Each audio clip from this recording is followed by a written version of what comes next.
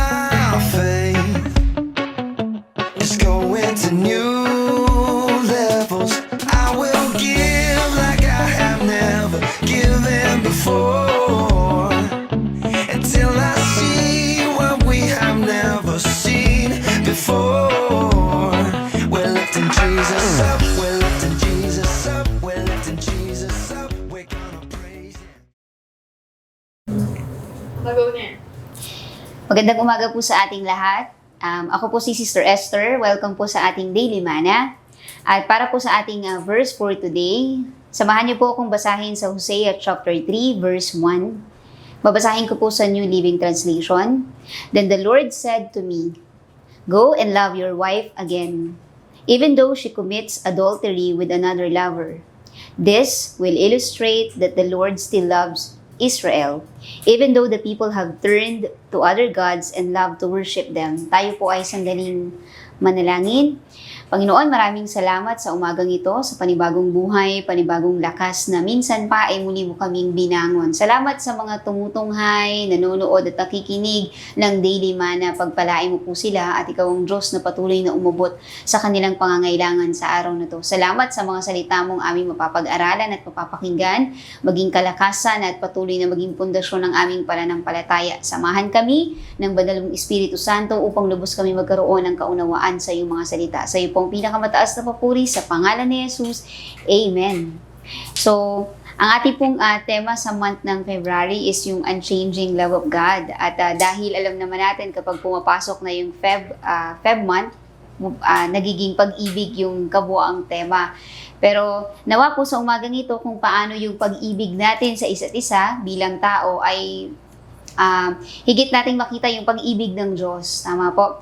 So, ang kwento po ni Hosea, no? Siya po ay isang propeta para sa mga siguro kilala na siya at sa mga hindi pa po siya kilala.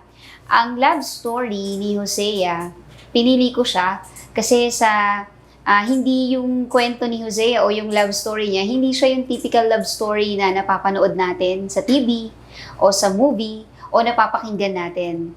Mostly, pag sinabi nating love story, ito yung may mga pinagdaanan pero kumbaga parang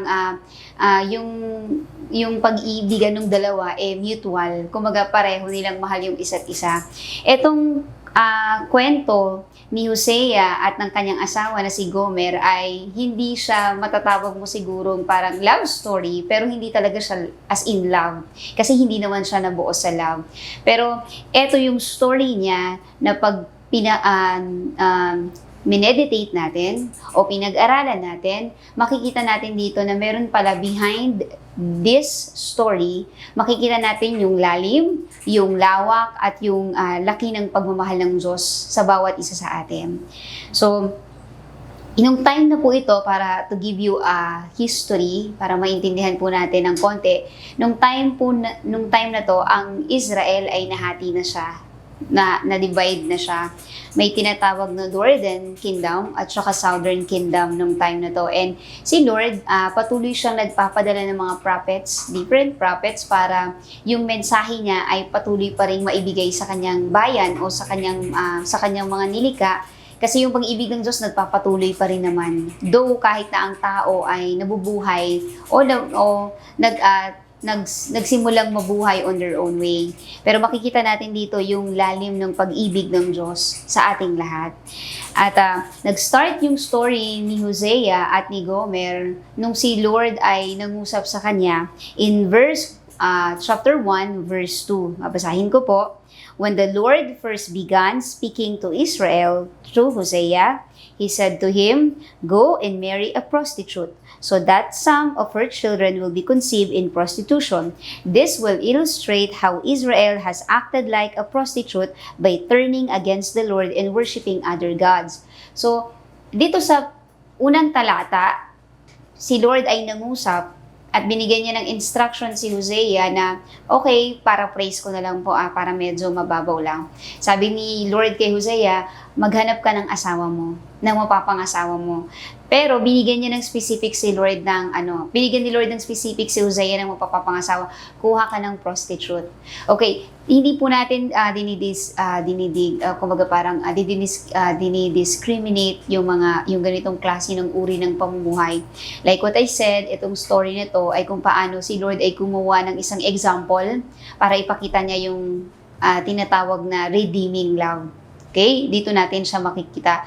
So, pag tinignan natin yung story ni Prophet Hosea, no, isa siyang propeta, may relasyon sa Diyos, lingkod ng Diyos, pero isang araw, yung instruction ni Lord, maghanap ka ng asawa mo, pero hindi ordinary yung asawa o yung gusto mo, kundi si Lord din yung nagsabi, yung prostitute woman o women, di ba?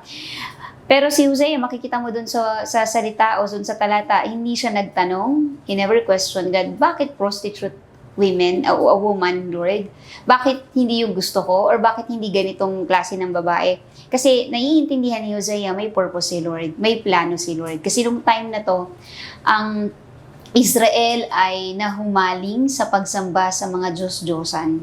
No, they worship Baal at kung sino-sino pang mga Diyos-Diyosan. Yung pag-ibig nila sa Diyos ay nawala. Yung pag-ibig na dating na kay Lord napunta sa iba. Kaya yung illustration kung paano inutusan ng Diyos si Hosea na maghanap ng isang prostitute na babae para ipakita niya na ganito yung pag-ibig sa akin ng Israel. Ganito yung pag-ibig ng bayan ko. Diba? Alam natin, pag sinabing prostitute, iba-ibang klase ng lalaki. Kumbaga, adulterer. Kumbaga, meron kang legal na asawa tapos nagkikipagrelasyon ka sa iba pa, sa ibang pwedeng lalaki, babae, o whatever. Ibig sabihin, nakikipagrelasyon ka sa hindi mo asawa. Doon natin siya ma-define. Tama po. So, dito, nung time na to, so makikita natin yung obedient ni Hosea, naghanap siya ng isang prostitute, at yun nga ay si Gomer, at sila ay nagkaanak. Then eventually, para po mas maana natin yung story nila, nung sila ay nagkaanak ng dalawa, at itong si Gomer ay nagpunta pa rin sa iba. Kumbaga, during time na kinuha siya ni Hosea as wife, na humaling pa rin siya sa iba't ibang mga lalaki. So, nakiapid pa rin siya. Ito yung illustration kung paano gustong ipakita ng Diyos sa Israel, ganito yung ginawa niyo sa akin. Yung pag-ibig ko, kinalimutan mo, yung lahat ng ginawa ko ay wala, parang binaliwala. And then, they turn sa mga different idols or gods, yun yung kanilang binalingan. So, yun yung story ni Hosea at ni Gomer. Like what I said, hindi ito yung typical love story na parang kakaingitan mo, kauhumalingan mo. Kasi sanay tayong makarinig o makanood ng mga love story na parang punong-puno ng kilig. Yung baga, yung damdamin, parehong nararamdaman, pareho ng mahal ng isa't isa. Pero ito hindi. But behind of this story, yung lalim ng pag-ibig ng Diyos. Kasi yung story ni Hosea at ni Gomer it's a perfect picture or pwedeng isa sa magandang example ng God's redeeming love. Yung pagtubos ng pag-ibig ng Diyos para sa ating lahat. Okay? Kung paano tayo noon, wala ka sa Diyos, yung ating buhay ay malayo sa Diyos, no? At naniniwala po ako, bawat isa sa atin, meron tayong kanya-kanyang kwento kung paano tayo tinubos ng Diyos mula dun sa dati nating buhay. Alam ko po na galing tayo, kasi iba-iba po yung ating story, pero iisa lang tayo ng manunubos, at yan ang Diyos, si Jesus, di ba? So, tingnan natin dito sa chapter 2, verse 4, makikita natin dito na though ang Israel, ang bayan ng Diyos ay nagkasala, na humaling sa Diyos-Diyosan, tumalikod sa Diyos, ginawa ang kanilang maibigan, mga bagay na hindi kalugod-lugod sa Diyos, but God still loved them. Yung pag-ibig ng Diyos yung nagpapatuloy. That's why unchanging yung pag-ibig ng Lord. Hindi Kanya mahal kasi sa mga bagay na kaya mong gawin para sa Kanya. Hindi Kanya minamahal dahil lang sa mga bagay na kaya mong ibigay sa Kanya. Yung pag-ibig ng Diyos ay constant at stable. Parang yung nauuso ngayon na salita, mapapasana all ka pag narinig mo yung pag-ibig ng Diyos. Kasi steady siya eh. Hindi siya nababago ng mga ginagawa mo. Though nasasaktan mo ang Diyos kasi kapag tayo ay nagkakamali o gumagawa ng hindi ayon sa kalooban niya. Pero yung pag-ibig niya, hindi yun nababawasan. Hindi rin yun nadadagdagan kasi constant siya, steady siya. Kumbaga, unchanging siya, hindi siya nagbabago. So, ganito yung pag-ibig ng Diyos na dinidisplay niya dito. Doon sa chapter 2, verse 14, kahit nagkasala ang Israel, ito yung sinabi niya, "But then, I will win her back once again." See? Yung ang sarap ng statement ni Lord, ang lambing niya dito. But, di ba, sabi niya, "I will win her back once again." Siya pa rin yung gumawa ng paraan para ma-win niya yung bayan niya. Parang kung ikaw, no, ibaba lang natin ng konti yung example natin para mas ma-realize natin. Parang ang sarap lang ng ganitong klase na may ganitong klaseng Diyos na kahit na anong ginawa mo, saan ka napunta, anong nangyari sa buhay mo, ang dami mong pagkukulang, ang dami mong pagkakamali, ang dami mong kapintasan, di ba, paulit-ulit nagkabali-balentong na yung nangyari sa buhay mo. Pero si Lord, walang pagbabago dun sa pag-ibig niya, mahal ka pa rin niya. Parang tayo, ang tao, no, nagmamahal tayo kasi may dahilan tayong magmahal. Mahal kita kasi napapasaya mo ko. Mahal kita kasi binibigay mo yung gusto ko. Kumbaga, ang tao, ang pag-ibig niya may dahilan kapag nagmamahal. Ba? Pero, ang Diyos, mahal kita kasi mahal lang talaga kita. Period. Diba? Wala siyang dahilan. Kumbaga, mahal kita kasi mahal kita. Walang dahilan para mahalin kita kasi mahal talaga kita. O di po ba? So, ganun ka-sweet si Lord. Kaya tinatawag siyang great lover. Kasi wala nang lalambing pa sa Diyos. Walang, walang papantay dun sa pag-ibig na ino-offer niya at ibinigay niya sa atin. So, sabi niya, "I will lead her," dun sa verse 14 pa rin, "I will lead her into desert and speak tenderly to her there." Parang inaano dito ni Lord, sige ka, makikipag-reconcile pa rin ako sa kanya. Aabutin ko pa rin siya. Hindi siya napapagod na mag-reach out sa atin, di ba? Si Lord pa rin yung gumawa ng daan para maabot ka niya. Si Lord pa rin yung gumagawa ng paraan para muli kang bumalik sa Kanya. Ang kailangan na natin is yung response mo sa Kanya. Yung response na every time na i-reach out ka niya, yung response na tuwing maririnig mo yung message na "Anak, balik ka. Anak, mahal kita." Yung response mo na lang sa Kanya.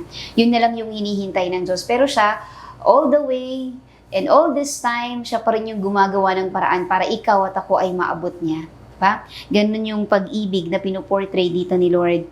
And doon sa chapter 3, verse 1, kung paano sinabi ni Lord kay Hosea na balikan mo yung asawa mo. Kasi di ba po sa chapter 1, naging asawa niya si Gomer, nagkaanak sila, pero eventually si Gomer ay nakiapid sa iba't ibang klase ng lalaki. Kaya dun sa chapter 3, verse 1, sabi niya, ito yung sinasabi din ni Lord sa ating lahat na sabi niya kay Hosea, "Go and love your wife again." So pag literal, no, o kaya real talk, hindi madali ito. Na, di ba pag nasaktan ka, yung tao nakasakit sa'yo, hindi ganun kadali yung reconciliation. Pero dito si Lord, ibang klase yung pag-ibig niya. Kasi syempre yung pinoportrait niya dito, yung gusto niyang ipakita dito, yung pag-ibig niya, yung lalim ng pag-ibig niya sa bawat isa sa atin. Kasi nilikha niya tayo eh. Naniniwala ako walang taong lumikha ng isang bagay at pagkatapos sasabihin niya yung nilikha niya na yun ay wala yung kwenta. Siguro may mga ginagawa tayo na parang scratch lang, pero di ba sa atin ay meron yung value. Siguro pag nag-drawing ka ng stickman, para sa iba parang wala yun. Pagtatawanan niya, stickman. Pero sa'yo yun, taong-tao yun. Kasi gawa mo yun eh. Kasi nilikha mo yun. The same with God. Wala siyang nilikha ng hindi niya minahal. Amen po? So, dito sa verse 1, chapter 3 pa rin po, verse 1, sabi niya, "Then the Lord said to me, Go and love your wife again, even though she commits adultery with another lover." Parang sinasabi niya, kunin mo ulit yung asawa mo. Redeem mo ulit siya. Kunin mo ulit siya at gawin mo siyang uling asawa kahit nag-commit siya sa'yo ng adultery o kaya kahit na nabaling siya sa kung kani-kanino man, na humaling siya sa kung kani-kanino man, kunin mo ulit siya. Tapos ang sabi ni Lord, "This will illustrate that the Lord still loves Israel." See? Ito yung greatest love of all eh, yung pag-ibig ng Diyos. Di po ba may kantang greatest love of all? Ang greatest love of all talaga yung pag-ibig ng Diyos sa humanity, sa ating lahat. Kasi hindi kayang pantayan, hindi kayang bayaran, hindi kayang tumbasan, at lalong-lalong hindi mo kayang sukatin yung pag-ibig ng Diyos. Ganun niya tayo minahal ng malalim. Okay? Then, sa verse Nung time na to, dito sa chapter 3, verse 1, dahil pinapakuha ni Lord si Gomer at para maging asawa ulit ni Hosea, pag tinignan mo dito, si Gomer, syempre, hindi na siya in good shape. What I'm trying to say sa hindi na siya in good shape, syempre, kung kanin-kanino na siyang lalaki napunta, yung kanyang buhay ay napariwara, pero still, yung pag-ibig dito ay nananatili pa din. Kumbaga, the same with us, na tayo, ang daming nangyari sa atin o ang dami nating pinaggagawa na kung ano-ano na hindi kalugod-lugod sa Diyos, na yung buhay natin ay sinubukan nating mamuhay ng ayon sa ating kagustuhan. At alam natin kapag sinusubukan nating mamuhay ng ayon sa ating sariling kakayanan o sa ating sariling lakas, alam natin hindi yun ang totoong buhay o tagumpay. Mostly, punong-puno yun ng kabiguan, kapaitan. Pero makikita natin na sa kabila ng lahat o regardless ng mga nangyari sa buhay natin, ang Diyos nananatili kang mahal. That's why unchanging yung pag-ibig niya kasi hindi na bago nung mga nagawa natin. Yung pag-ibig niya, nananatili yung pag-ibig niya. So, dito sa book ng Hosea, we see God's justice. Kasi hindi naman niya nagkasalang Israel, pero hindi ibig sabihin tinolerate niya yung kasalanan. So, kaya may punishment. Kasi Old Testament, so kung ano yung ginawa mo, may consequence yun nung time na to. And we also, syempre, see God's redemption. Kung paano tinubos ng Diyos ang tao sa kasalanan. Kasi hindi natin kaya eh. Tama? Alam na alam po natin yan. Hindi mo kayang tubusin ang sarili mo. Hindi mo nga kayang baguhin ang sarili mo. At lalong hindi mo kayang bumago ng buhay ng ibang tao. So, Diyos lang ang kayang makagawa nun. Sa Hosea chapter 11, verse 1 to 2, sinabi ni Lord yung laman ng kanyang puso. At pag binasa nyo yung kabuong chapter ng 11, makikita mo yung puso ng Diyos. Kumbaga, ang Diyos para siyang inano niya talaga yung puso niya, yung laman ng puso niya, yung damdamin niya, kung ano yung pagmamahal niya para sa bayan niya, sinabi niya doon. Then, babasahin ko yung sa verse 1 and 2, sa chapter 11, when Israel was a child, I love him, and I called my son out of Egypt. But the more I called to him, the farther he moved from me, offering sacrifices to the images of Baal and burning incense to idols. Dito sinabi ni Lord yung puso niya, at pag binasa niyo pa yan sa mga susunod na talata, parang sinasabi ni Lord na ito yung ginawa ko sa Israel, di ba? The more na tinatawag ko siya, parang lalo siyang lumalayo sa akin. Yung great lover, kumbaga, the more na pinipilit kong abutin o the more na pinipilit kong gawin, ay ipakita yung pag-ibig ko, parang lalong lumalayo. Ganon yung puso ng Diyos dito. Ibinigay niya o ipinakita niya o sinabi niya yung nilalaman ng damdamin niya. Pero, kahit ganun, kumbaga, sinasabi ni Lord, nasasaktan siya. Alam niyo po, kaya si Lord, jealous God. Hindi yung jealousy na kagaya ng tao ha. Tayo kasi nagsiselos tayo, minsan hindi tama yung motibo natin. Pero yung pagiging jealous God dito ni Lord, hindi siya yung hindi yung kagaya ng jealousy ng tao. Kasi syempre, sabi ni Lord, huwag kang magkakaroon ng ibang Diyos maliban sa akin. Kaya lang, sad to say, ang Israel, o kahit tayo, ilagay natin yung ating sarili, mas parang ganito lang yan. Dahil yung Israel yung time na to, instead na andyan na si Lord, nagpakita ng himala, nagpababa ng mana, nagpababa ng meat, nagpabukal ng tubig sa desert, pero still sila nahumaling pa rin sa pagsamba at humanap pa rin ng iba't ibang klaseng Diyos-Diyosan. Kumbaga, yung damdamin ni Lord na nandito ako pero iba yung gusto mo. Parang ganun. Diba? Tapos ang nakikita dito ni Lord, tayo naman, kung ilalagay natin yung ating sarili, kaya na yung verse na naalala ko yung sinabi niya, sumpain ng tao na nagtitiwala sa kapwa lakas ng tao. Ayaw ng Diyos na dumidepende ka sa tao lang o sa kapwa mo tao lang kasi nandyan siya eh. Ayaw ng Diyos na mas kaya mo magtiwala sa tao kesa sa Kanya. Alam niyo po pag sinabing idolatry, anumang bagay na mas higit sa Diyos, anumang bagay na mas higit sa Kanya, na mas pinahalagahan mo, idolatry po yun. Basta po higit sa Kanya. Yun yung ibig sabihin ng idolatry. Hindi lang yung literal na sumasamba ka sa mga statue. Hindi po yun basta anumang bagay. Pwedeng tao, pwedeng oras, pwedeng bagay, pwedeng sa mga paligid mo, basta higit sa Diyos na mas pinahahalagahan mo kaysa sa Diyos, idolatry po yun. So, ayaw ng Diyos na yun yung ating kalagayan. Kasi nandyan siya di ba? Nakita natin yung karakter niya, yung kapangyarihan niya, di ba? Kung paano yung pagiging Diyos niya. So, pero ang nangyayari kasi, ang nangyayari sa atin is mas kaya natin umasa o magtiwala sa kapwa-tao natin, which is mali. Ha?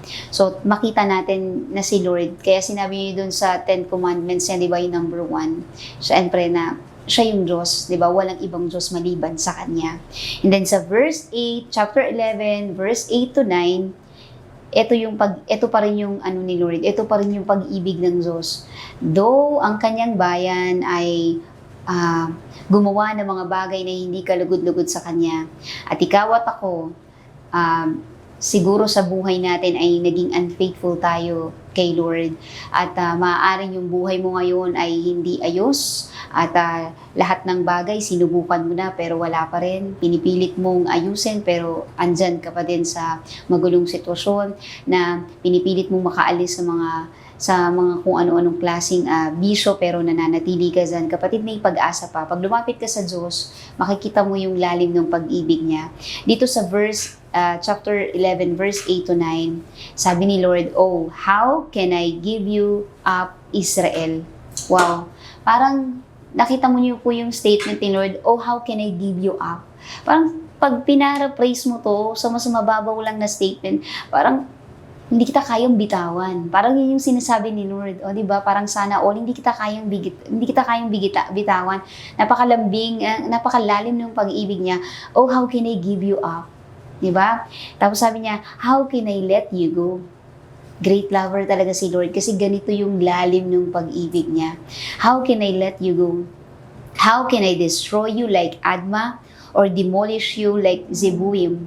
My heart," tingnan niyo po yung statement ni Lord, "my heart is torn within me, and my compassion overflows. No, I will not unleash my fierce anger. I will not completely destroy Israel.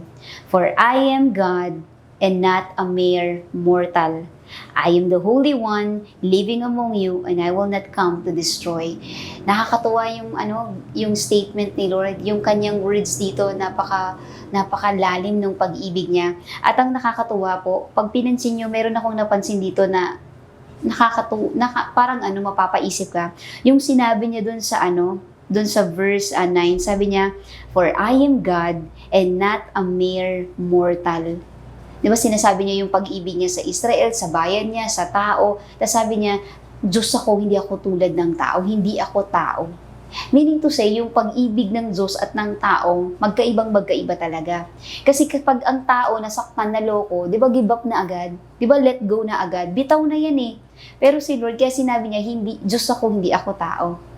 Di ba? Salamat kasi yung nagmamahal sa atin, yung great lover natin, hindi lang tao, Diyos. Kaya hindi kanya kayang bitawan. Amen po? Kaya kahit na anong mangyari, mahal ka pa rin ng Diyos. Ganon yung pag-ibig niya. And for our conclusion, the love story of Hosea and Gomer is a story of sin, separation, and redemption. No? Nakita natin dito sa story na to na because of sin, nagkaroon tayo ng separation mula sa Diyos. Kaya nga, this story ay story natin tong lahat. This is our story.